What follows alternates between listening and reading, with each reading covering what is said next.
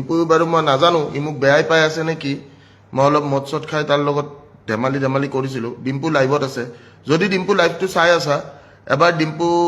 লাইভটো যদি চাই আছা মই নাজানো তাৰ লগতো মোৰ মাজতে অকণমান কাজিয়া হৈছিল মদ চদ বেছি খাই থাকিলে হৈ যায় মোৰ ডিম্পু লাইভত আছে ডিম্পু যদি লাইভত আছা এটা কমেণ্ট দিবা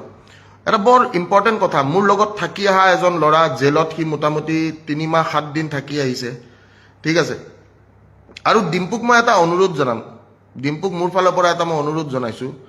যে ডিম্পু চাহ জাতিটোৰ হকে কাম কৰিব লাগিব ঠিক আছে জাতিটোৰ হকে কাম কৰিবৰ কাৰণে আমি ওলাই আহিব লাগিব আমি কাম কৰিব লাগিব মই সঁচা কথা এটা সুধিব বিচাৰিম যে যোৱা 5 মাহেদি আমি সকলোৱে দেখিছোঁ আমাৰ যোনটো জুবিনদাৰ ন্যায় যোনটো আমাৰ যিটো লহৰ বুলি ক'ম মই আমাৰ যোৱা যিটো লহৰ আছিলে সেই লহৰটো কৰবাত নহয় কৰবাত ক্লান্ত হৈ পৰিছিলে হয় নে নহয় কোনে কোনে সেই কথাটো মানিব যে জুবিনদাৰ ন্যায়ৰ ক্ষেত্ৰৰ যিটো আমাৰ যুঁজ আছিলে সেই যুঁজটো কৰবাত নহয় কৰবাত আমাৰ কি হৈছিলে কৰবাত নহয় কৰবাত ক্লান্ত হৈ পৰিছিলে কিয় ক্লান্ত হৈ পৰিছিলে ভয় কি ভয় জেলত সোমাই দিব কি ভয় উঠাই লৈ যাব কি ভয় মাৰি পেলাব কি ভয় কিন্তু কিয়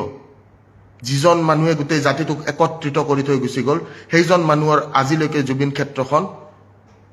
চাবলৈ গ'লে বহুত এটা বেয়া পৰিস্থিতিত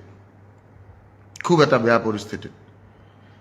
মই এই কথাটো সকলোকে ক'বলৈ বিচাৰিম যাতে আমাৰ উঠি অহা যুৱ প্ৰজন্মই এনেকুৱা ধৰণৰ দল সংগঠনৰ লগত লগ লাগি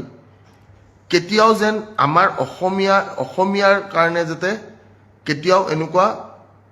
অসমীয়াৰ শত্ৰু হৈ পৰিব যেন নালাগে আজি কিছু মাহৰ আগৰ কথা সকলোৰে মনত আছে চাগে 19 ছেপ্টেম্বৰ জুবিনদা নোহোৱা হৈ গৈছিলে আৰু আমি সকলোকে এই কথাটো কৈছোঁ মই বিশেষকৈ এই কথাটো সবকে জনাব বিচাৰিছোঁ যে আপোনালোক যদি সকলো যিমানখিনি মানুহ আছে আমি যদি একত্ৰিত হওঁ আমাৰ একতাই আমাৰ শক্তি